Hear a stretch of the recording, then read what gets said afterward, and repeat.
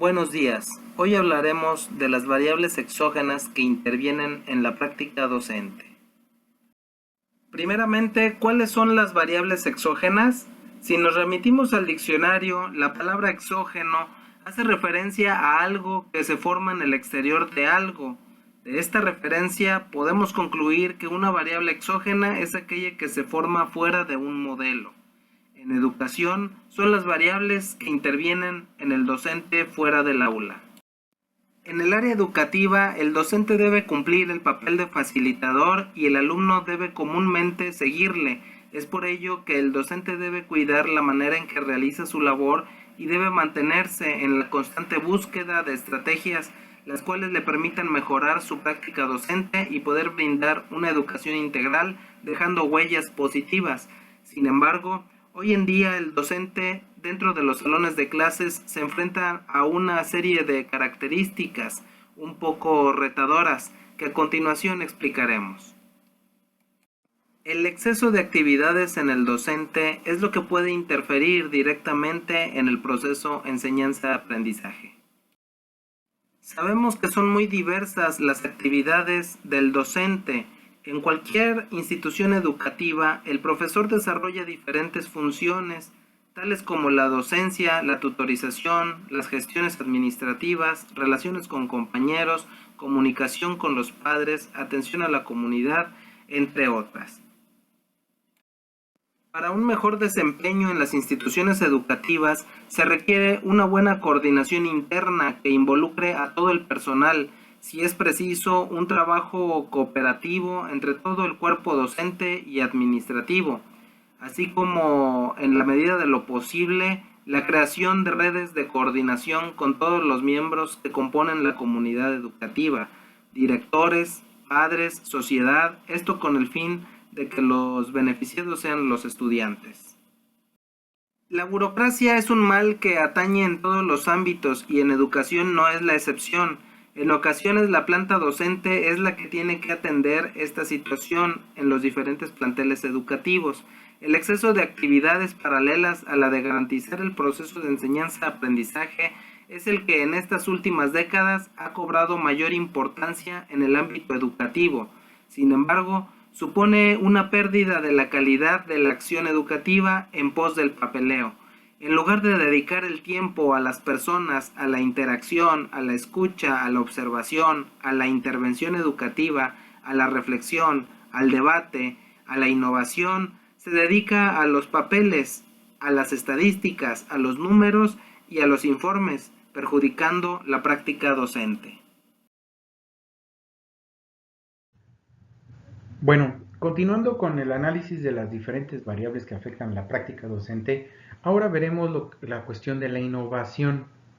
En numerosas ocasiones los profesores se percatan de diferentes necesidades formativas que presentan sus alumnos, pero debido a la rigidez de los planes de estudios que se tienen, se ven obligados a no abandonar estos cánones impuestos por los organismos de educación superiores. De esta manera se anula totalmente la capacidad de innovación que, en nuestra opinión, es la que dota a todos los sistemas educativos de cierta viveza y naturalidad, ofreciendo respuestas precisas a situaciones concretas. Ahora, respecto de la observación. El docente debe haber realizado una observación previa, tanto del lugar en el que se va a producir la acción como de los diferentes elementos y sujetos que participarán en dicha interacción. Esta observación dentro del aula puede entenderse como la acción que realiza un asesor pedagógico en calidad de observador no participante, con el propósito de identificar la conexión entre la planeación de la clase con la secuencia didáctica ejecutada.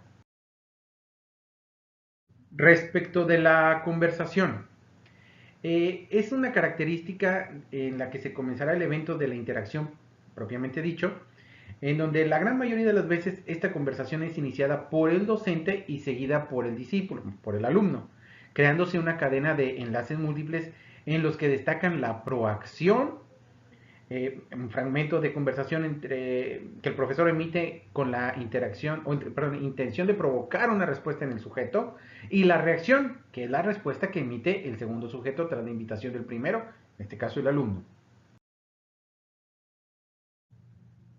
Esta conversación es el modo de aprender a hacer preguntas y a dar respuestas significativas.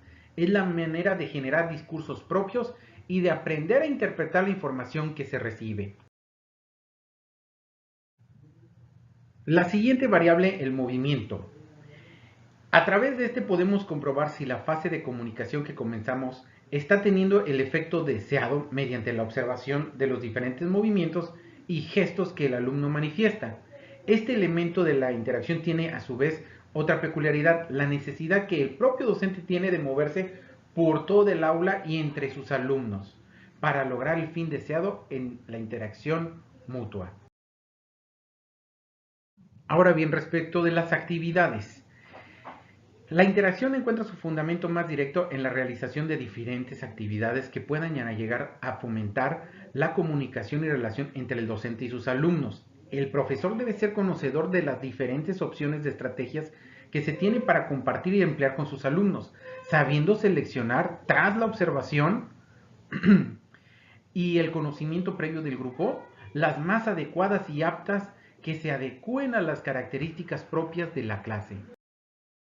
En cuanto a lo que refiere a la reflexión en la práctica docente, sin duda es una renovación constante de la práctica pedagógica, que debe ir de la mano con las demandas de aprendizaje del siglo XXI. En consecuencia, es evidente que se requiere una modificación sustancial en el proceso de autoevaluación y coevaluación docente, mismo que nos conduce al progreso o fracaso que se produce en la relación propia entre el profesor y sus alumnos con base a este proceso de reflexión. Sin duda, la transmisión de valores por parte de los profesores y padres es un concepto de formación integral. Estos valores son principios que permiten orientar el comportamiento de los adolescentes y van encaminados a permitirles realizarse como personas. Proporcionan pautas para desarrollar metas y propósitos, tanto personales como colectivos. La familia, desde luego que es un agente socializador primario, y en la familia se construye la identidad de la persona, se protege su autonomía y es la base desde donde se proyecta al ámbito social. Son los padres quienes, como primeros responsables de la educación de los niños y adolescentes, protegen su intimidad y promueven su desarrollo con base en los valores que servirán para la cohesión social. La escuela es un agente socializador secundario, sin duda, pero también tiene un papel invaluable en la sociedad. Ella no solo es un espacio donde se construyen saberes y se desarrollan habilidades cognitivas, sino que es sumamente importante para la formación identitaria tanto de infantes como de jóvenes. Tiene como función principal instruir al individuo de forma correcta, ayudar y brindar educación para ser buenos ciudadanos y tener un futuro mejor y ser más feliz, por lo que la base de la sociedad también es la educación. Para cumplir este objetivo tenemos esta experiencia 4 características. La primera es la continuidad, que son los años que los menores pasan en las escuelas y este puede ser un elemento decisivo en el trabajo de la educación en valores. La siguiente es la sistematización, que se entiende a la escuela como un espacio en el que tendrán lugares diferentes influencias procedentes de distintos sectores cercanos al menor. La especialización, que sin duda la escuela a su vez se centrará en la formación y asimilación por parte de alumnos de determinados valores específicos tales como la empatía, el esfuerzo, la honestidad, la fortaleza, el respeto y el amor. Y sin duda la interacción. Las interacciones educativas pueden pensarse como procesos de intercambio de intereses, conocimientos, costumbres y formas de pensar entre los actores escolares que promueven el enriquecimiento cultural, social, emocional e intelectual de los alumnos y maestros. Estimados escuchas, muchísimas gracias por su atención.